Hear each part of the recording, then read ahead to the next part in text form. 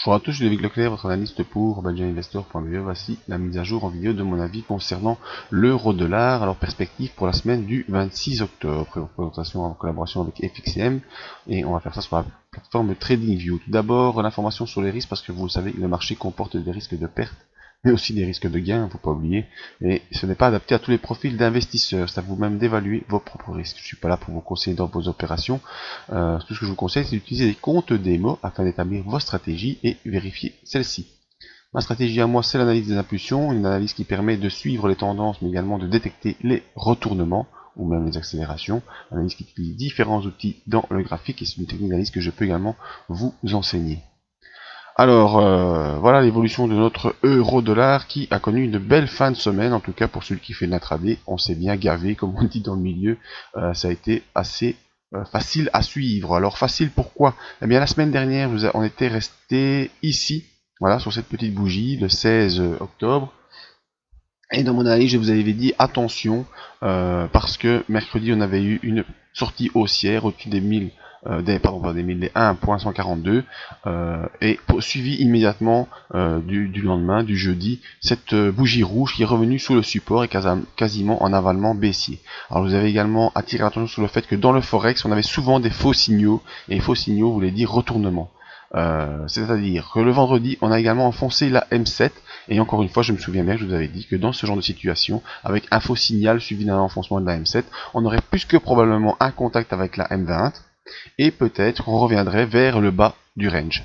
C'est ce qui s'est produit. Lundi, on a confirmé l'enfoncement de la M7.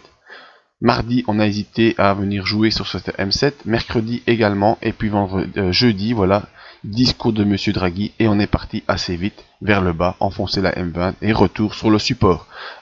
Déjà là, en intraday, c'était facile à suivre. Il y avait qu'à prendre des positions baissières, placer un stop suiveur automatique et on était payé tout de suite. Ça marchait très très bien. Mais également, suite à cette grosse bougie rouge, genre de bougie qu'il faut jamais rater. Jamais rater ce genre de bougie. Eh bien le lendemain, c'était la même chose. Hop, position baissière et on avait qu'à suivre vers le bas. Alors c'est encore plus facile pour la semaine prochaine. Pourquoi? Parce que ça va baisser. Voilà. En conclusion, la semaine prochaine, ça va baisser. Voilà. Je peux arrêter la vidéo ici, mais bon, on va pas faire ça comme ça. Alors ça va baisser pourquoi? Parce qu'on a non seulement tous les signaux graphiques qui sont là pour nous dire que la phase baissière est en route et que ça va pas s'arrêter. Alors pourquoi ça va pas s'arrêter? Non seulement on a inversé les petits points SAR. Voilà. Vous voyez, ils sont passés au-dessus. Premier signe d'inversion. La M7 croise la M20 à la baisse. Deuxième signe d'inversion. Les bandes de Bollinger sont en train de s'ouvrir toutes les deux. La bande de Bollinger supérieure s'ouvre, la bande de Bollinger inférieure s'ouvre. C'est-à-dire poursuite de la volatilité dans le sens de la sortie. Donc, le sens de la sortie, c'est vers le bas. On a pour l'instant une seule sortie des bandes de Bollinger. On devrait en avoir normalement encore deux autres. Parce que la moyenne, normalement, c'est 3. Vous voyez l'exemple ici. Une sortie, deux sorties, trois sorties, même celle-ci c'est une quatrième sortie, même si elle se fait dans l'autre sens, 4 sorties de bande de Bollinger avant de revenir. Ici, on a une sortie, lendemain, boum, faux signal, un fake move comme on appelle ça. Ça c'est le faux signal. Ici, accélération baissière, première sortie. Donc on aura probablement une deuxième sortie demain, lundi, pardon. Voilà. Après, on aura peut-être un retour en forme de pullback sur ce support. Mais pour l'instant, moi je vise des impulsions baissières. Alors, vers où on va se diriger? Là, il faut chercher un petit peu plus loin des autres points de support. Voilà. Voilà, autre point de support que je vous ai trouvé ici.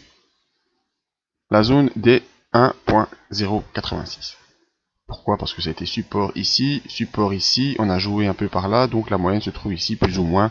On va pas être trop gourmand. Donc maintenant, mon objectif pour la semaine prochaine, c'est un retour sur cette zone des 1086. Assez simple comme objectif. Alors, qu'est-ce qui me confirme cette vague baissière? Eh bien, vous voyez, dès jeudi, on a eu croisement du MACD avec son signal et on est déjà passé sous les zéros. Donc preuve qu'on s'en va vers une impulsion baissière, mais également ce qui nous confirme tout ça, si j'arrive à vous agrandir l'image, voilà, le plus important c'est ça, c'est le RSI qui s'enfonce sous les 40. Alors tant qu'on est entre 40 et 20, eh bien on a des bonnes perspectives, voilà, tant qu'on va rester là, entre 40 et 20, on sera en pression baissière et le graphique va continuer à baisser. Bon, c'est 19,25, mais vous avez compris que c'est plutôt 20 qu'il faut essayer de taper. En tout cas, surveiller, c'est une zone qu'il faut surveiller, la zone des 20. entre 40 et 20, pression baissière maximale. Objectif pour la semaine prochaine, 1086. À la vitesse que ça va, je pense qu'on va d'abord aller taper les 1086 avant d'avoir un rebond quelconque. Voilà. Et voilà, la vidéo est finie. En fait, je sais pas pourquoi j'attends.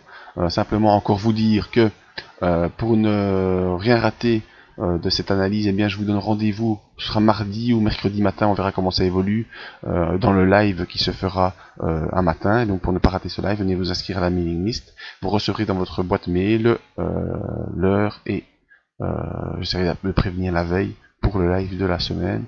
N'oubliez pas également de venir voir nos autres vidéos d'analyse et venir visiter notre site. Merci à tous, à bientôt.